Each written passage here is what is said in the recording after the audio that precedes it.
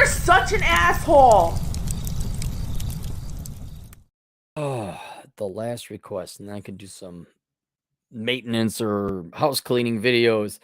I have a question, a very interesting one. A little part of the world not really visited much. Dear Cappy, I'm a junior statistics major at a Marxist leftist crap hole school in Minnesota. I won't say which one, but you're at one of the more douchey ones.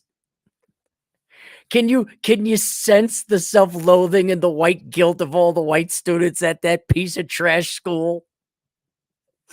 And when you mentioned this school, I'm like, they got a statistics program? Why don't you just go to the U? Why don't you just go get a much cheaper? Uh Initially, my plans after college were to pursue a PhD in biostatistics. However, there's one big problem. My GPA is bad, high twos, because I went into a crybaby phase after my father passed at the start of my sophomore year. All right, so normally I'd say suck it up, buttercup, but yeah, your dad passed away, so don't beat yourself up over it too much. Just for other people in the future, like if your dad passed away, that's awfully young too.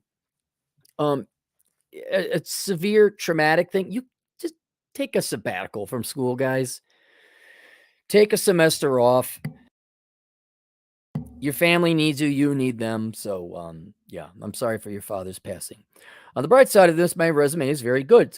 Tons of computational and statistical research, which means even with my garbage GPA, I have a good chance of getting into a grad school program due to my minority plus first gen status and the fact I'm a perfect candidate on paper otherwise. Yep. Yeah, be lucky you got the color of skin you do. Absolutely. And you know what? You run with it, man. Get as much money and preferential treatment as you can because I want some of our team to get the money back. Get a real degree, and I'm like, I'm gonna go help the poor people. I am legit surprised they have a degree of any intelligence at that school. Thus, here comes my dilemma. I have considered three options. One, I apply to a funded master's program for minorities to actually see if the degree is viable for me and gain further preparation. Well, I mean, viable. You're either majoring in the right field or you're not. All right. You don't have to get you're in school for college for 6 years and then you find out if your degree is viable. No. But if you apply for a master's program, okay, that's fine. I apply straight into PhD programs and just hope someone accepts me and that I can power through. 3, I go into industry as a data analyst, but the pay will never scale as well as a career in biostatistics. Which of these options do you think makes the most sense given my scenario? No, none of these will put me into debt. So I asked, that crappy Minnesota school? He said, yes, that crappy Minnesota school. Oh. I thought they just all the people from the Twin Cities went there and just cried and moped and felt depressed and did drugs. That's all I thought they did at that school. You're telling me there's a legit program like statistics there? What is it? You and some other guy from overseas? Serious.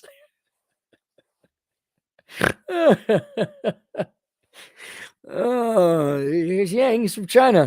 No doubt. Yes. Hi, how are you? Just you and me here, huh? And the professor. All right, here we go. I said, also, why not actuarial science? Why biostatistic? Have you looked into what they make? And it sounds like he did his research here. I'll take the video response. Please keep my college and school year on. Well, it's too late. Yes, it is that school.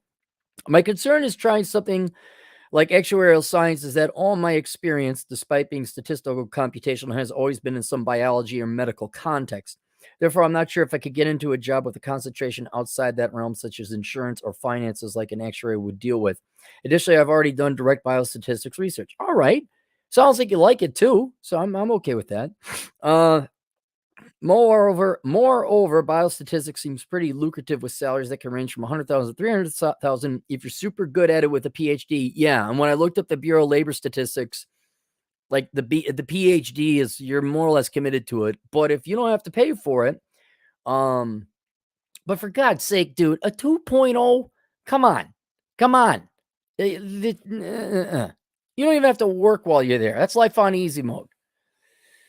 Its projected growth rate is very high, and statisticians are always in demand with little supply, so it would be possible for me to tell a boss to piss off because I'd be hard to replace. I'll be sending money now, thanks. All right, here's what I would this is what I would do. Okay, but here I also have to caution this. I've never applied to grad school, never wanted to go to grad school, really didn't want to go to college anyway. I would do option three, go into industry as a data analyst, but the pay will never scale as well as a career in biostatistics. Correct. It won't scale at that moment in time, but you'll get some real world working experience. Because if I am to understand this correctly, can you return to get your PhD or master's degree, like get a grad school? Is the free education still there? Because if the free education is still there, I would strongly recommend you get some real world working experience. Plus, you've been in school your entire childhood life and a little bit of your adult life. I think maybe get out and take a break, work in the industry, figure out a little bit more. Like, obviously, you like statistics, it's more like where the application is going to be. Obviously, you lean towards biostatistics, and your career might skew that way because of the previous internship and work experience you have, which is great. That's fine, but go get some actual real world working experience before you commit another 2 to 4 years of graduate level studying to make sure this is the field you want to go into. Now, you won't be working as a data analyst necessarily, but you'll get an idea. Okay, here's how it is, here how it works. You take a break from school, you go have a little bit of fun. You get the hell out of Minnesota and go anywhere but. I mean, just go anywhere, like anywhere. Chicago, live in a real major city. Go down south where it's warm and it isn't 20 below zero. I mean, anywhere, you travel. Traveling would be a good idea too. Check out the United States. I don't know if you're a first generation immigrant, whether your parents had the money to travel, but go check it out. See if there's other places to go. But yeah, I'd say work about 2 years. Um, it's not the end all be all. I mean, if they start paying you a lot of money, maybe you get lucky. Maybe you're making you know how to do your job really well, and they say give Bob here a promotion, and now you're making 200,000. You don't really even have to go to PhD school because you're making all the money, unless you had an intellectual interest in it. And then save up a little bit of money, so you eat well when you're in grad school, and then once you got a couple of years experience, more precisely the subfield and specialty you wanna go into, you'll have a thesis, like, you'll have a better idea for a thesis, because all you've been is you since 5 years old, all you've been in is school. You gotta get out into the real world a little bit so you actually know, like, "No, that class these 2 courses will get me to my PhD, but that one's gonna be more practical." So I think get a couple of years experience, and that would also look good on the resume, then apply to grad school. And by that time, you'll know, okay, master's route or PhD, or maybe not at all. Um, maybe you'll find out working in the industry is such a pain, and although you have work experience, so maybe not. Um, so yeah, if you got free education, regardless of when you attend, if you could take a 2 year time off, just go work in industry, that's what I would do. If you can't, like, no, you only get a scholarship if you apply right away. Well, I guess you got a lot of research to do. And truthfully, if you're gonna go, jeez, I guess man, that PhD, like, you don't really need a PhD. I mean, yeah, you could apply to a PhD. I don't like any of those ideas. I really don't like it. I would go, well, the funded master's program for minorities, that'll save you money. And then what? You got 2 more years after that. Yeah, on your way to get the master's, then you go to the PhD program. I mean, inevitably, unless you get really lucky working in industry, you're going to end up in the PhD program. I have a hard time determining between 1 and 2 because I don't know much about grad school. Like, isn't it that you go to get a master's program and then you can go 2 more years to get your PhD? Like, you don't have to directly apply to a PhD program. Okay, you go master's and like, I'll do another 2 years. You're in a PhD? Or is it like, oh no, you got your master's? Well, you have to apply for the PhD program. That's 4 more years. F you. Jesus Christ, how much is there to know about statistics? But yeah, if you can go to grad school anytime for free, I'd go work in industry. And then that should buy you enough time and give you enough experience to know, okay, PhD, master's, whatever. Some job opportunities might pop up where, like, I don't know, some firm out of Florida says, hey, if you just got a master's in this, we'd pay you 300,000. You're like, deal. So, yeah, I think you need a break from academia. But that's what I would do. Anyway, I'm sorry you're in Minnesota. I am.